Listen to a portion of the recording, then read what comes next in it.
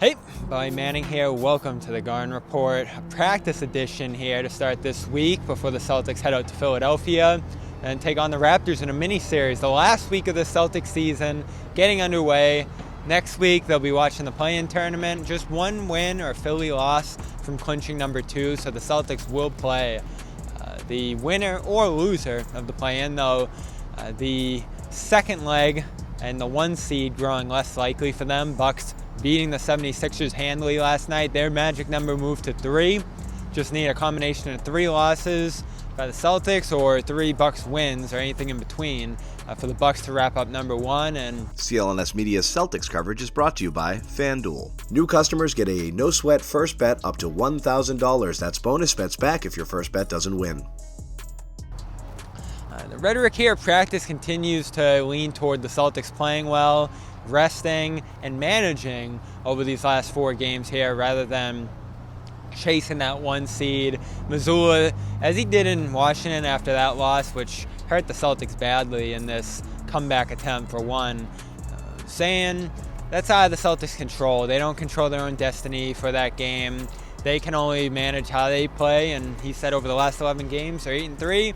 Number 1 in offense, number 1 in defense. That's what he cares about, not seeding, not positioning. Similar to how Marcus Smart, Jaylen Brown, and Jason Tatum approached it after Washington. They go ahead and beat the Bucks, give themselves a chance.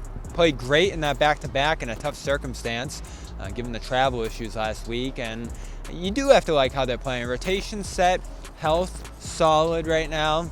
Still a few ailments when you think of Peyton Pritchard and that heel, and Robert Williams' health, always a question it feels like. But right now, none of those concerns heading into Philadelphia tomorrow, a game that had some consequence before Philadelphia lost. I don't think there's any race now between the Celtics at 2 and the 76ers at 3. But it is a playoff preview, and a team that the Celtics have beat 3 times, handled well. Robert Williams talked today about how they throw multiple bodies, just try to make things hard on them. And that's how they've essentially guarded Embiid going back years. Same thing with Giannis. They're well equipped to handle those 2 chief competitors in the East. Who could they see in a play-in tournament? We'll talk about that in our next video. But for now, Celtics going to take it day by day over these last 4 games. Try to play well. And I think the key, Missoula said, is to keep doing what they're doing. They got to continue this.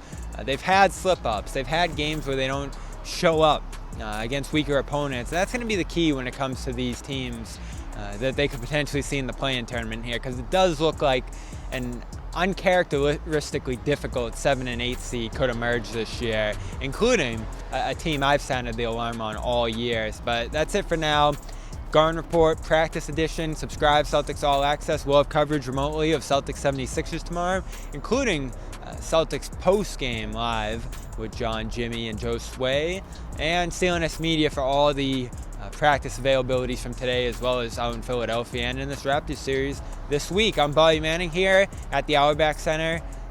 Check out our next video on these possible emerging Celtics playoff opponents. The Garden Report is brought to you by Athletic Greens. Visit athleticgreens.com/garden to take ownership over your health and pick up the ultimate daily nutritional insurance.